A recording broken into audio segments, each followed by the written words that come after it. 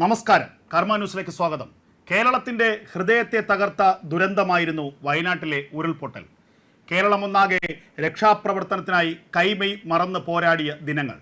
എന്നാൽ ദുരിതത്തെയും കൈയിട്ട് വാരാനുള്ള അവസരമായി ചിലരെങ്കിലും എടുക്കുന്നു എന്ന ഞെട്ടിപ്പിക്കുന്ന സത്യമാണ് ഇപ്പോൾ പുറത്തു വരുന്നത്.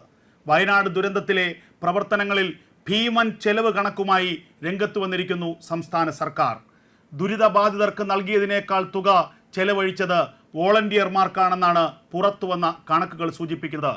ഏഷ്യാനെറ്റ് ന്യൂസാണ് ഈ കണക്കുകൾ പുറത്തുവിട്ടിരിക്കുന്നത്.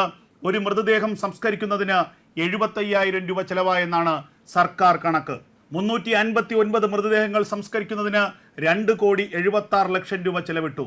ദുരിതബാധിതർക്കായുള്ള വസ്ത്രങ്ങൾ കേരളത്തിന്റെ വിവിധ ഭാഗങ്ങളിൽ നിന്നും ശേഖരിച്ച് നൽകിയിരുന്നു.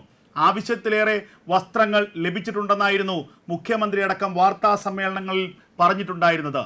എന്നാൽ സർക്കാർ കണക്ക് പുറത്തു വന്നപ്പോൾ ദുരിതാശ്വാസ ക്യാമ്പിലുള്ളവരുടെ വസ്ത്രങ്ങളുടെ ആവശ്യത്തിലേക്കായി 11 കോടി രൂപ ചെലവായി എന്നാണ് പറയുന്നത്. ദുരിതബാധിതരെക്കാൾ പൈസ ചെലവിട്ടത് വോളണ്ടിയർമാർക്ക് വേണ്ടിയാണ്. വോളണ്ടിയർമാരുടെ വണ്ടി ചെലവിനും ഭക്ഷണത്തിനും 14 കോടി ചെലവാക്കി. വോളണ്ടിയർമാരുടെ ഗതാഗതത്തിന് മാത്രം 4 കോടി രൂപ ചെലവായി. ദുരിതാശ്വാസ ക്യാമ്പുകളിലെ ജനറേറ്റർ ചെലവ് 7 കോടി എന്നാണ് സർക്കാർ സത്യവാങ്മൂലം പരാമർശിച്ചുള്ള കോടതി റിപ്പോർട്ടിൽ പറയുന്നത്. ദുരിതാശ്വാസ പ്രവർത്തനങ്ങൾക്ക് വന്ന വോളണ്ടിയേഴ്സിന് യൂസർ കിറ്റ് നൽകിയ വകയിൽ ആകെ 2,98,00,000 ചെലവായി. ബെയിലി പാലത്തിന്റെ നിർമ്മാണത്തിന് 1 കോടി രൂപയും. ദുരിതാശ്വാസ ക്യാമ്പുകളിൽ 30 ദിവസത്തേക്ക് ജനറേറ്ററിന് ചെലവായത് 7 കോടി രൂപയാണ്. ഇന്ത്യൻ എയർഫോഴ്സിന് എയർ ലിഫ്റ്റിംഗ് ഹെലികോപ്റ്റർ ചാർജ് 17 കോടി.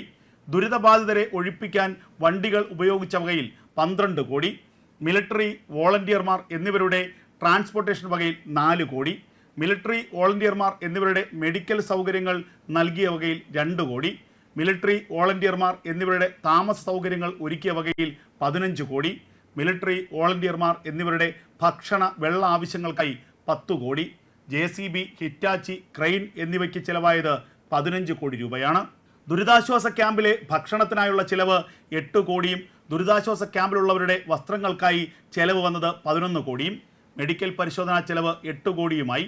ക്യാമ്പിലെ ജനറേറ്ററിന് മാത്രം 7 കോടി രൂപ ചിലവായി. ഡ്രോൺ റഡാർ വാടക 3 കോടിയായി. DNA പരിശോധനകൾക്കായി 3 കോടി ചിലവാക്കിയെന്നും കണക്കുകൾ സൂചിപ്പിക്കുന്നു. എന്തായാലും ദുരന്തത്തിൽപ്പെട്ടവരുടെ കുടുംബത്തിന് ലഭിച്ചതിനേക്കാൾ, അവർക്ക് നൽകിയതിനേക്കാൾ വലിയ തുകയാണ് ഈ വോളണ്ടിയർമാരുടെയും മറ്റു ചെലവുകളുമെന്നാണ് ഈ സത്യവാങ്മൂലത്തിലൂടെ വ്യക്തമാകുന്നത്. ഇതിൻ്റെ യാഥാർത്ഥ്യം എന്ത് എന്നുള്ളത് വരും ദിവസങ്ങളിൽ കേരളത്തിൽ ചർച്ചയാകുമെന്നുള്ള കാര്യം ഉറപ്പാണ്.